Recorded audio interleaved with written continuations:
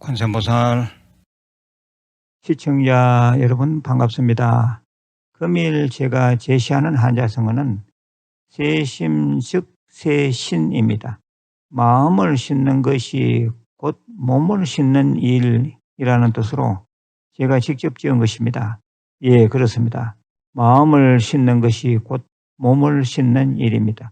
세심 즉 세신, 마음을 싣는 것이 곧 몸을 싣는 일이다. 깊이 음미해 보시길 바랍니다. 오늘은 단문단답 시간입니다. 첫 번째 질문입니다. 스님 안녕하십니까? 유튜브 불교대학 생활법문을 매일 듣고 있는 찐팬입니다. 질문이 있어 글 올립니다. 제가 아는 불자 중에 유튜브에서 들었다고 하면서 불교는 힌두교의 뿌리를 두고 있고 힌두교에서 유래 또는 파생되었다고 하던데 제가 알고 있기로는 불교와 힌두교는 뿌리 자체가 다르고 불교는 서가모니 부처님 당시에 만들어진 것으로 알고 있습니다. 간혹 들리는 이러한 오류가 불교를 오래 접한 불자들에게까지 혼돈을 주는 것 같습니다. 이 부분을 잘 좀 정리해 주시길 부탁드립니다. 예, 좋은 질문입니다. 한마디로 말씀드리면 불교와 힌두교는 완전히 다른 종교입니다. 구체적으로 설명드리겠습니다. 힌두교는 부처님 당시의 브라만교를 발전시켜 AD 8세기 무렵에 지금의 힌두교로 자리를 잡았습니다. 따라서 힌두교는 브라만교에 그 연원을 두고 있음을 생각해야 합니다.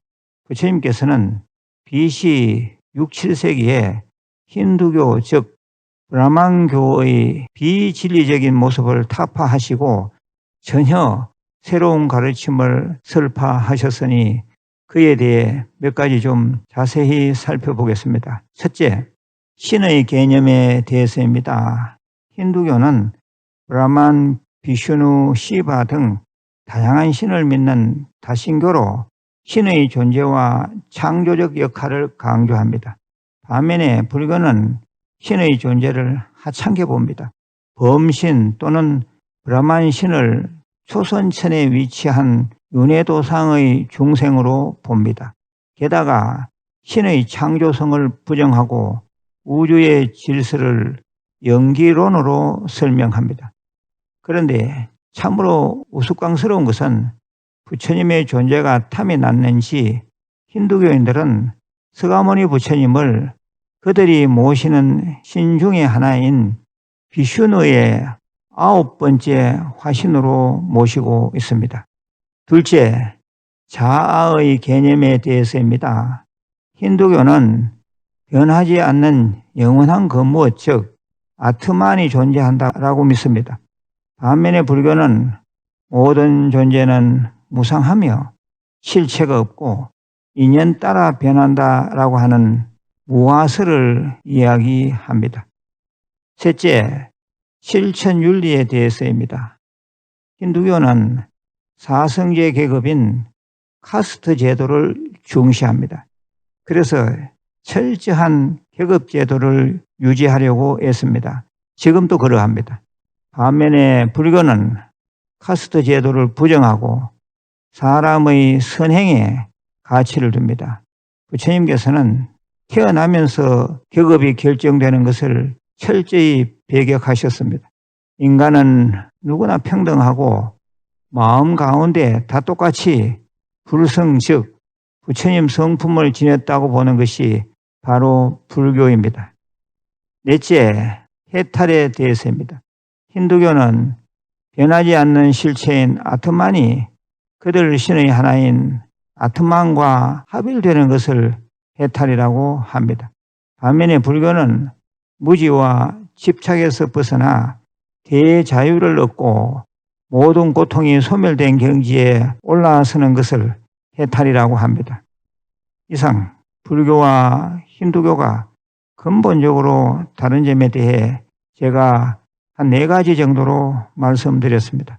혹시 TV나 유튜브에 나와서 불교가 힌두교에서 유래되었다라고 하거나 불교가 힌두교에서 파생되었다라고 하는 등 이상한 소리를 하는 사람이 있으면 아, 저 사람은 참으로 무식하구나.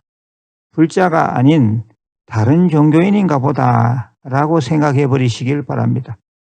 그리고 거기에 댓글을 달거나 전화를 해서 그 사람이 진리에 대한 바른 견해, 정견을 갖도록 잘 가르치시길 바랍니다. 두 번째 질문입니다. 큰 선생님 법문 잘 듣고 있습니다. 감사드립니다.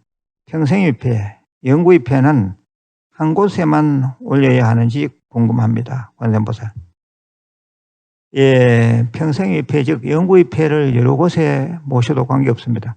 큰 스님이 돌아가시면 그 아래에 상좌들, 자신의 절을 가지고 있는 상좌들이 각자 자기 절에서 위패로서 은사스님을 모시는 경우가 들어 있습니다. 내가 어느 절에 평생위패를 모셨는데 그 절과 인연이 멀어져 잘 못 나가는 경우가 있을 수도 있습니다. 그래서 절을 옮기면서 새로 다니는 절에 평생위패를 또 모시기도 합니다. 그렇다고 해서 전에 나가던 절에 일부러 전화해서 평생위패를 내려달라고 할 필요는 없습니다. 조금 다른 얘기지만 49제나 지장제일 천도제도 여러 절에 붙이는 불자들이 들어있는데 아무 상관이 없습니다. 여러 절에서 여러 스님들이 기도하면 좋은 일입니다. 마치 그것은 우리가 큰일을 앞두고 여러 절에 축원장을 올리는 것과 같고 여러 절에 연등, 인등을 켜는 것과 같습니다. 세 번째 질문입니다. 어느 스님께서 금강경을 읽지 못할 경우에는 금강경 진언을 하라라고 하셨는데 정말 그런가요? 금강경 일독과 금강경 진언 일독이 맞먹는다던데 확실한 가르침 주시옵소서. 관세음보살. 예, 단도직입적으로 말씀드리면 금강경 진언은 외우지 않아도 됩니다. 이 진언은 한국에 활동하고 있는 티베트 불교 사원에서 보급하고 있습니다. 솔직히 말씀드리면 한국의 정통 스님들은 이 금강경 진언이 매우 생소합니다. 심지어는 들어본 적도 없거니와 전혀 외우지도 못합니다. 금강경은 우리가 현재 수지 독송하는 5175자의 금강반야 바라밀경 자체가 진언이라고 봐야 합니다. 진언이란 참말씀이란 뜻인데 5175자의 원본 금강경을 놔두고 달리 금강경 진언이 있다는 것은 말이 안 됩니다. 즉 우리가 늘 외우는 금강경이야말로 부처님의 참말씀이요 금강경 진언입니다. 우리 불자님들이 요행수를 발해서 전혀 아닌 곳, 전혀 아닌 수행에 기웃거리는 수가 많은데 그러시면 안 됩니다. 반야심경 진언, 천수경 진언 같은 게 있다고 소개하는 채널이 있는데 다 허무맹랑한 소리입니다. 경은 경 자체가 참말씀, 진언임을 제3 강조해서 말씀드립니다. 요즘 제가 유튜브 불교대학에서 소개해드리는 다란이나 진언이면 충분합니다. 시간을 낭비하는 일이 없으시길 바랍니다. 이상으로 오늘 준비한 단문단답이 모두 끝났습니다. 마지막으로 공지사항입니다. 우리 유튜브 불교대학은 구독자 56만 명에 육박하고 있습니다. 불교 종교 채널로서는 아주 대단한 채널이 아닐 수 없습니다. 그런 유튜브 불교대학의 자매 채널이 있으니 바로 K부따빌리지 즉 K부처님 마을입니다. 이 채널에서는 우리 한국불교대학 대관음사 간포도량 K부따빌리지에서 이루어지는 행사를 실시간 생중계해 드립니다.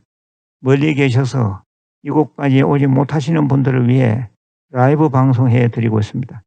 또 글로벌 시대에 맞추어 영어로 제 법문을 만날 수 있게 해 두었으니 많은 관심 부탁드립니다. 아직 구독 안 하신 분들은 구독 좀 하시고 주위에 공유, 구독 권선 많이 해 주시길 바랍니다.